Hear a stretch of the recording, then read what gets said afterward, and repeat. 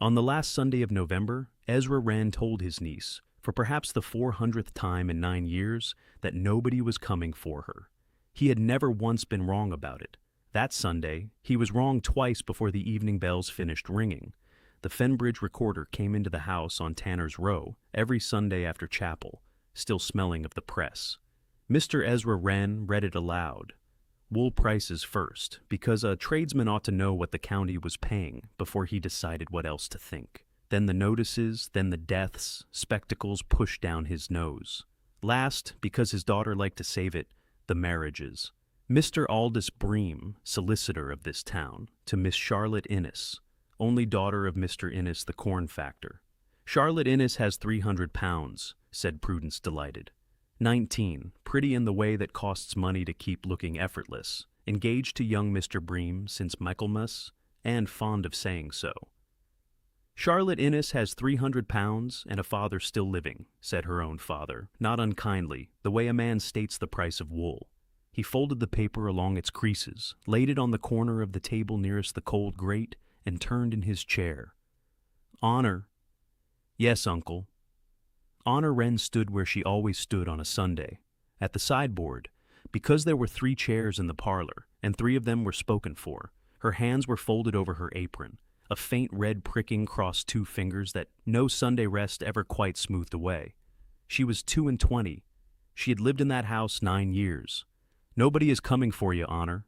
The mantel clock, which chimed 10 minutes late and always had, because having it looked at would cost 4 shillings nobody wished to spend, went on with its business behind him. I say it for your own good, the way I tell you the shop shears want grinding. A woman who expects nothing is never made a fool of. Nobody is coming, my dear. Nobody has ever been coming. It is a kindness to know it plainly. Yes, uncle. Take the tray, then. She had heard some shape of that speech every Sunday since she was 14. In the early years, it had worn the shape of comfort. Now, it was simply stated. The way one mentions the rain wants an umbrella. She had learned young not to answer it, because answering only gave the sentence something to chew on. In the passage she set the tray down and looked at her own hands a moment. Not to cry. Tears in that house were noted as evidence of something. They were the one part of herself she had never needed permission to use. Upstairs over the shop, her lace pillow sat under the window. Beside the week's paid order lay a second piece nobody had commissioned and nobody would be charged for.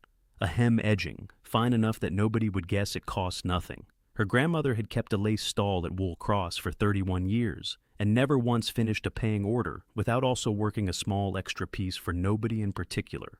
You do not work a wren into the corner because you expect thanks, her mother had told her.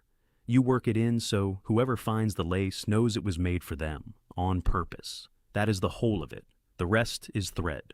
The mark was a single wren, no larger than a thumbnail, passed hand to hand, never written down. She carried the finished piece out through the yard after dark and left it on the sill of the poor door at St. Osyth's, as she had every week for 9 years, in a house where she was told every Sunday that nobody was coming for her.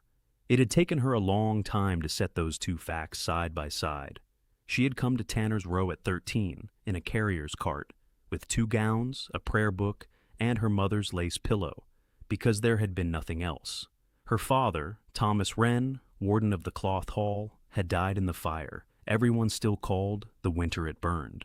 Her mother followed 3 years after, of a grief the register recorded, with its customary discretion, as a decline. Uncle Ezra met the cart at his door with his arms folded. You will not be a burden in this house, he told her, in the very voice he later read her the wool prices in. There is no charity here. There is work, which is better, because work belongs to the one who does it. She believed him for 9 years, and it was only much later she understood he had never once meant her to keep any of it. The knock came the following Sunday, in the middle of the marriages column, before her uncle reached her name. It was not loud, 2 strokes of the iron, unhurried, the knock of a man with the whole day free, and no doubt at all the door would open to him. Nobody knocked at the front of a house on Tanner's Row on a Sunday. The door, said Uncle Ezra, his voice climbing half a note without his noticing. They heard the bolt, the cold coming in, a man's voice, low, saying something short. The maid came back into the parlor, walking as though the floor had moved an inch while she was out of the room. Sir, it's the Duke of Ashvale. He asked for Miss Honor Wren by name, sir." Nobody spoke. The clock went on, being 10 minutes wrong, and Honor Wren stood at the sideboard with her hands folded on her apron, in the 9th year of being told that nobody was coming, and understood, with no warning at all, that somebody had. The Duke of Ashvale was a tall man, in a wet greatcoat nobody had offered to take. He filled the small, cold parlor without appearing to try. Perhaps 30, black-haired, ink still faintly on his right hand, as though he had left a desk in a hurry. His eyes went once round the room, the coal grate, the folded newspaper, the girl at the sideboard, and stayed there. "Miss Wren, your Grace," Honor curtsied. Her hands went straight to her cuffs before she caught herself.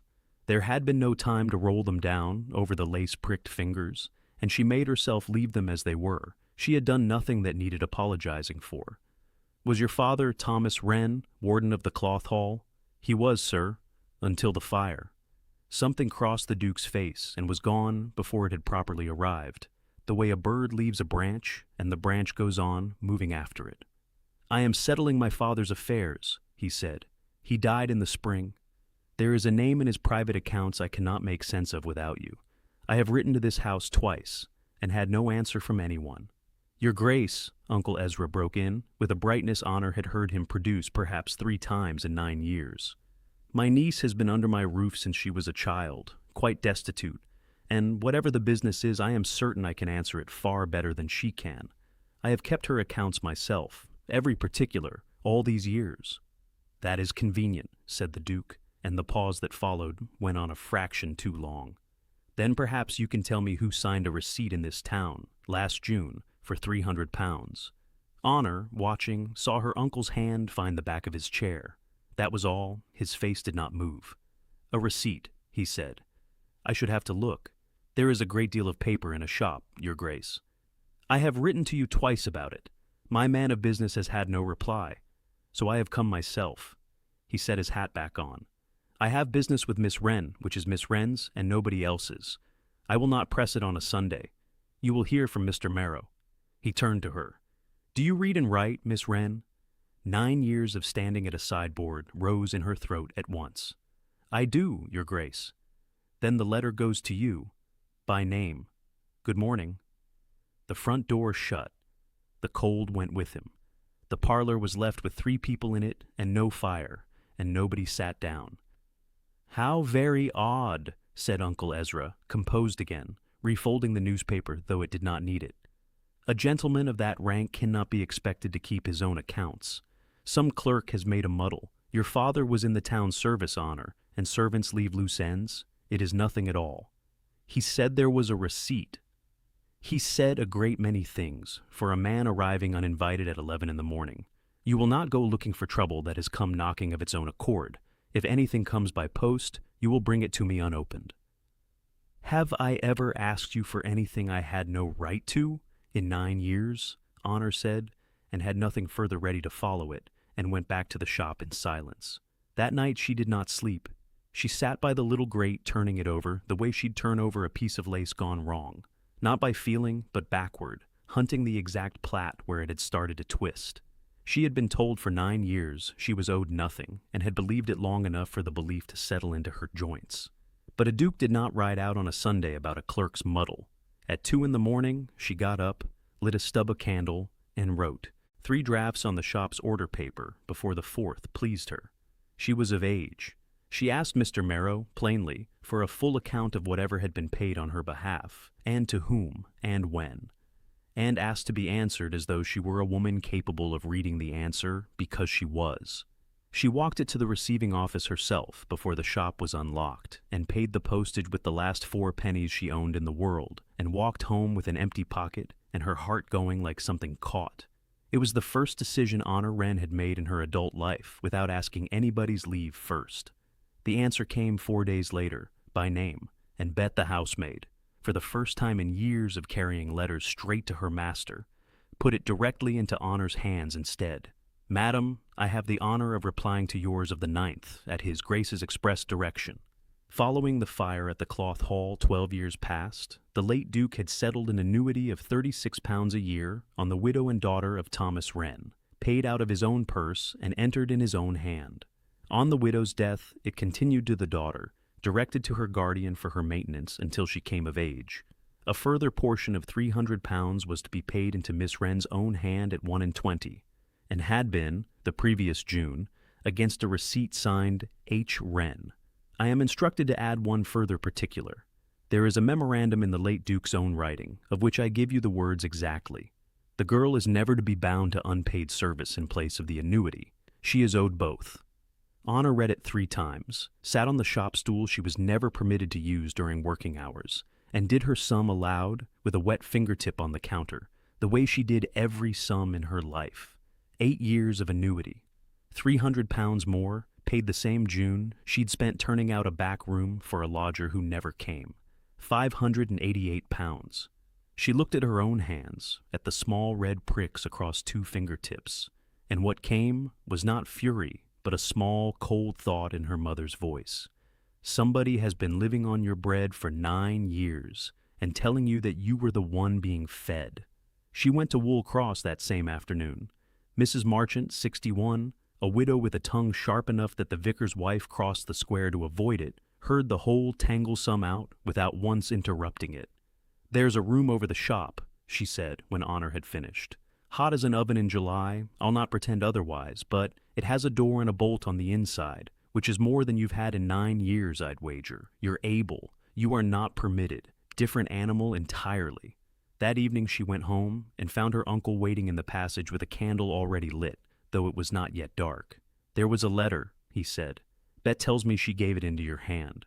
I have asked you once already to bring me anything of that kind unopened. I shall not ask a second time." "No, uncle." The word came out perfectly ordinary. She had expected it to arrive with some noise. Instead, it simply stood there in the passage, small and true. "I beg your pardon. You have asked me for a letter directed to me, by my own name," Honor said. "I have read it. I shall keep it. You may ask me anything else in this house, and I will answer honestly. Not that." The silence lasted, by the slow clock, perhaps 11 seconds. 9 years, and in all that time, Honor Wren had refused her uncle precisely nothing. She had not known a refusal could be so quiet. "Ungrateful girl," he said at last. "Perhaps," said Honor. "Do you know what I have spent keeping you all these years? I should like very much to know one day, when we are both sitting down." She met the Duke again 3 days later under the covered arcade at Wool Cross, where he had taken to walking back and forth, 22 flagstones out, 22 back, like a man pacing a cage of his own building. Rain was coming down steadily. "Mr. Merrow's letter reached you," he said, not quite a question. "It did. I did not know there was money, your grace. I want that believed, because I expect it will be said otherwise before long." "I believe you." 2 words. She had been given a great many words in 9 years, most of them kind on their outer face, and those 2 sat down in her chest and stayed. She asked him then, where he had been the winter the cloth hall burned, "At the window of the inn across the square, with my father." His voice did something he mastered at once, the way a man takes hold of a startled horse. "I was 18. He'd brought me to watch the wool given out, told me I'd have this town to look after one day, and had better see how it was managed. When the stacks caught, I went for the door. He put his hand on my shoulder and told me to sit down, and I did. He shut the window himself, so the smoke wouldn't come in. 300 people were in that square, and the Duke of Ashvale did not go down among them. I have hated him for it since I was 18. The last time I said so to his face was 6 days before he died." "You did not go down," Honor said. "I did not go down." The rain went on. "In April I opened his private ledger, not the estate books, the small one he let no clerk touch. 12 years of quarter days, in his own hand. Every entry the same. Wren, 36, 48 times. He never told a living soul, not his solicitor, not the man who wrote his will. He hid it the way another man hides a debt he is ashamed of." "He never told me either," said Honor. "I have spent 7 months learning what my father was," the Duke said. "A man who could not stand in a room with what he had allowed to happen, and a man who paid for it, quietly, every quarter day for 12 years, without once letting himself be thanked. I do not know what to do with that, Miss Wren." Honor said nothing for a long moment, which she did not know, then was exactly the right thing, and was the reason for everything that followed. "He wrote that I was never to be bound to service instead of the annuity," she said at last. For 9 years I have risen before 6 and worked a shop counter unpaid and called it my keep. Say the rest. There is no rest. That is all of it. I believe you, he said again, and meant it exactly the same way twice. We'll pause here a moment. If you don't want to miss where this goes, make sure you're subscribed before we carry on. And if you'd like more stories in this world. Now, back to Fenbridge. Honor moved her box to the room above the shop on a Thursday, alone. There was little in it. 2 gowns, a prayer book, her mother's lace pillow, and a small ivory bobbin carved with a wren, worn pale from 9 years in one apron pocket after another. If you go out of that door, her uncle said from the shop doorway, you do not come back into this house. No, uncle. You will be a shop girl, talked about. I will be paid, said Honor, and went. Prudence found her within the week, out of breath, at Mrs. Marchant's shop door. Mama has sold Papa's writing desk, she said, without any greeting at all. And Mrs. Bream has written to say that, in view of certain reports, she wishes to reconsider Aldous' understanding with me. Everybody will know, Honor. It is your doing. Sit down, Prudence. I shan't sit down.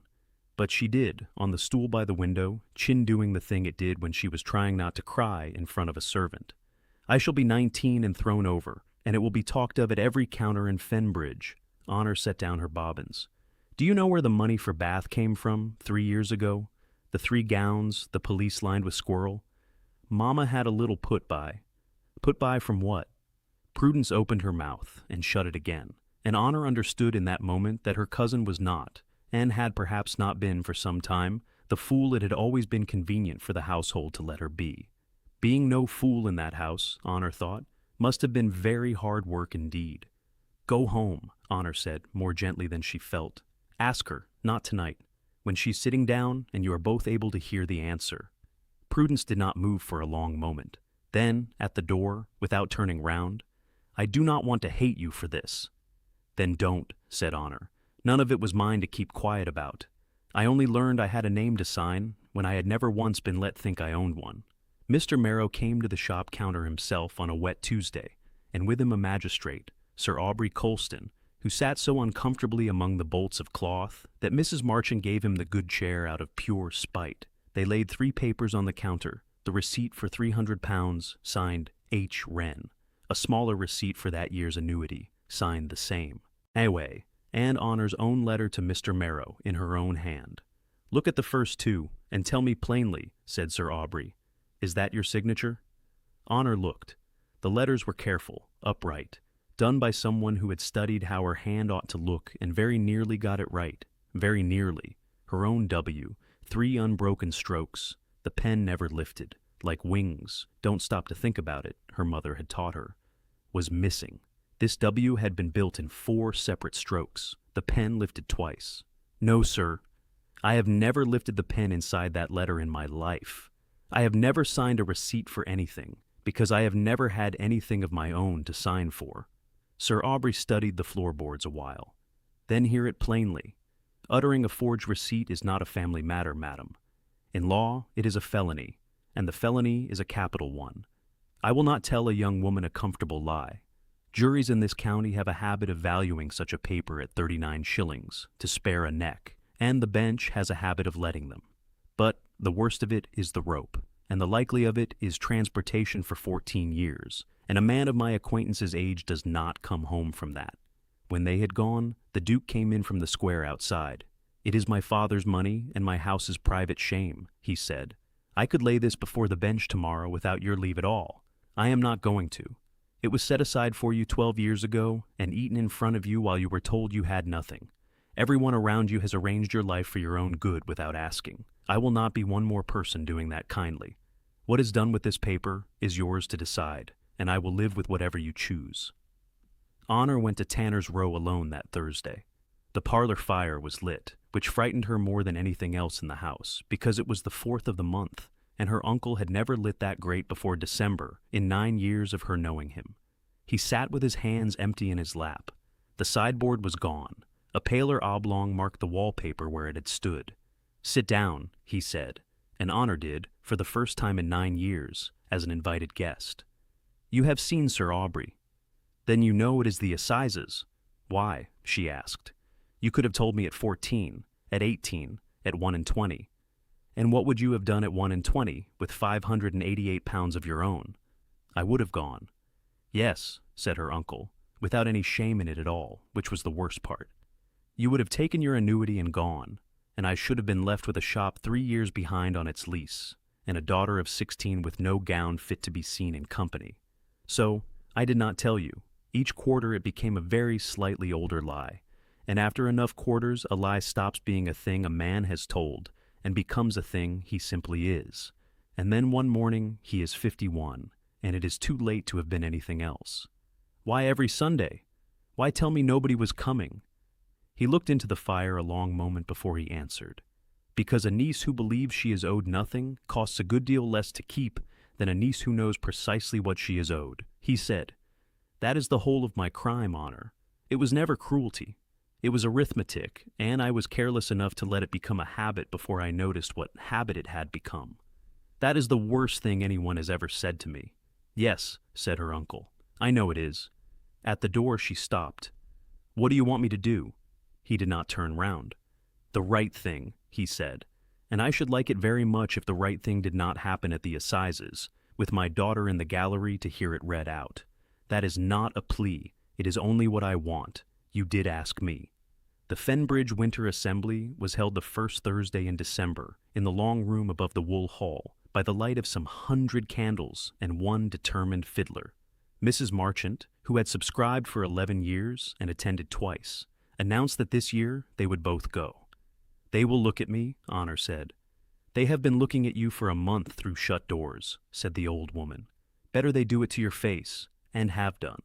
She wore her mother's gray, let out at the seams, and had not been in the room 5 minutes before she understood the whole town had already decided the shape of her story without her, and that if she did not speak it herself tonight, she would spend years unpicking somebody else's version of it. Sir Aubrey Colston stood in the doorway when she asked whether she might say something to the room. He looked at her a moment, then did a thing Fenbridge spoke of for 20 years after. He stepped back, turned, and announced to the whole long room in his bench voice, "Ladies and gentlemen, Miss Wren will be heard." The fiddler stopped in the middle of a bar. Honor stood in her mother's turned gray under 100 candles and found her hands entirely steady. Most of you remember my father, she said. Thomas Wren kept the cloth hall.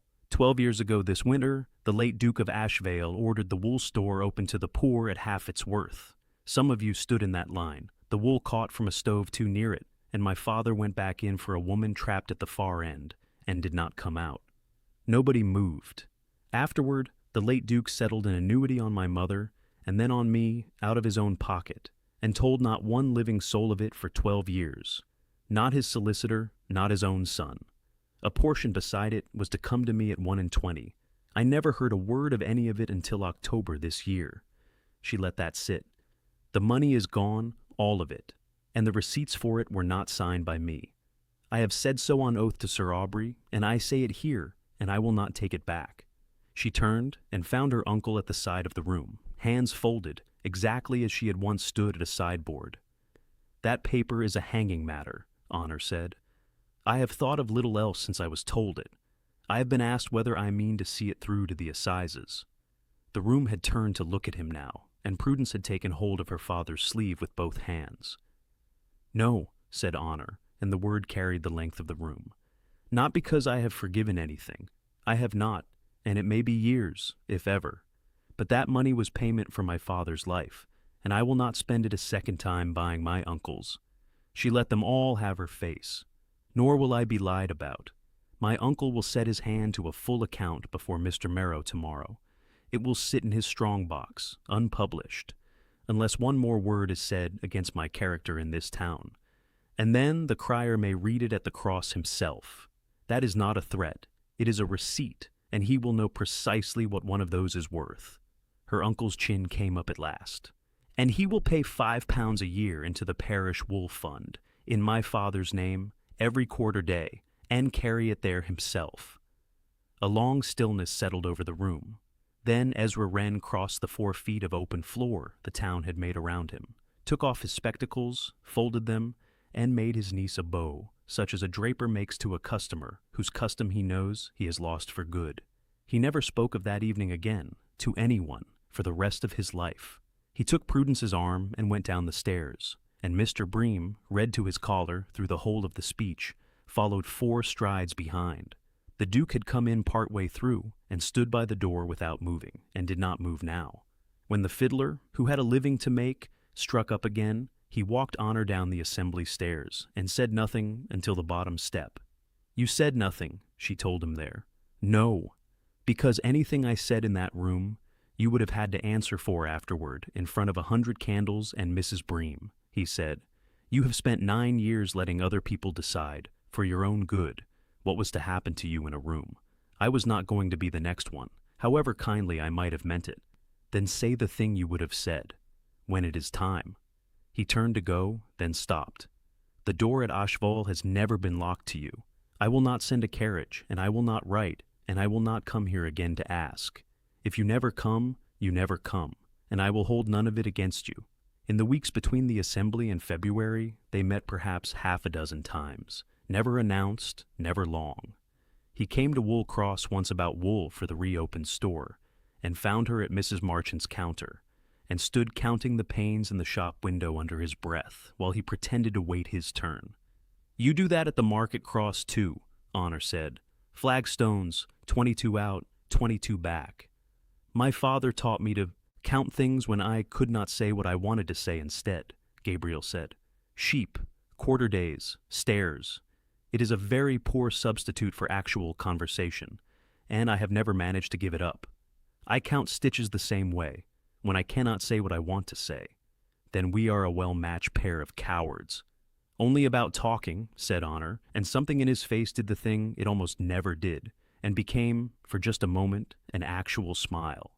"Being a duke," he told her once, walking her as far as the market cross in the rain, because he had run out of excuses to keep standing in the shop doorway, "is chiefly a matter of people agreeing not to disagree with you. It is a poor substitute for being right, and I'd trade every acre of it for the nerve to say a thing plainly the first time." "Then say something plainly now." "Not yet," he said, and for once she believed it was patience and not cowardice. "I told you I would not send a carriage, and I meant it. Whatever comes next has to be walked to, on your own feet, or it does not properly belong to you at all." It was the second week of February before Honor Wren walked the 8 miles to Ashvale herself, and told Mrs. Marchant plainly that she would. She did not carry a kindness piece meant for a stranger. She carried, wrapped in clean linen, a bridal veil, the finest thing her hands had made, worked by her own candle for 6 weeks, with a single wren no larger than a thumbnail in one corner, in thread 1 shade finer than the rest. The Duke opened the door himself, ink still on his second finger, a footman arriving at a run behind him, too late to matter. "Miss Wren." "Your Grace." Neither said anything further for a moment, and somewhere in the house a clock that kept perfect time struck the half-hour exactly when it ought to. Honor unwrapped the linen and held out the veil. "I did not make this because anybody promised to come for it," she said. "My mother taught me to work a thing on the chance, in case, so it would be ready if it was ever needed, rather than begun in a hurry afterward. I have counted the whole of this up in my uncle's fashion, more than once, and then I put the sum away. I have come because I wanted to. That is the whole of it. The rest is thread." He took the veil out of her hands and set it down, very carefully, on the hall table, on the marble slab where a hat ought to have gone. "Gabriel," she said. It was the first time she had turned his name over out loud in 5 months, without once letting it escape her before now.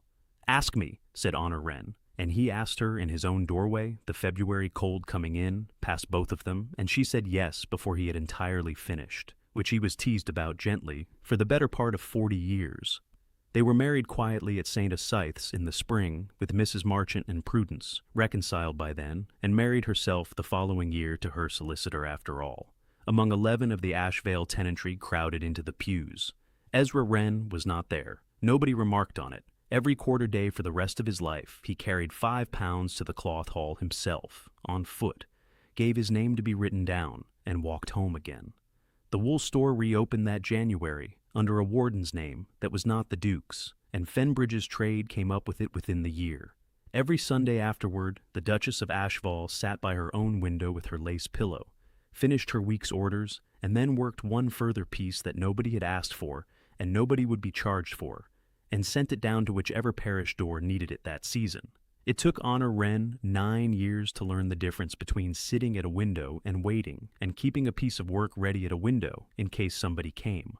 And it was the only thing she ever taught the orphan girl she later took in as her own apprentice, and she taught it to her twice. "Somebody is coming," she told her, on a Sunday, the paper folded on the table between them and the marriages column still unread. "He may be 12 years late. He may knock so quietly you nearly miss it over the turning of a page. You cannot make him come, and you must not only wait for him, and you must never let anyone tell you the door isn't worth keeping ready. You finish the piece, you leave it where it can be found, and you go on with your own work, thread still between your fingers until morning finds you there." Thank you for staying with Honor's story all the way to the end. If you're listening right now, help me prove something wrong. My wife said I wouldn't even reach 1,000 subscribers, but I believe stories like this deserve to be heard. Help me show her that tales like this truly matter. Tell us in the comments which town you're listening from and what this one made you feel. See you in the next story.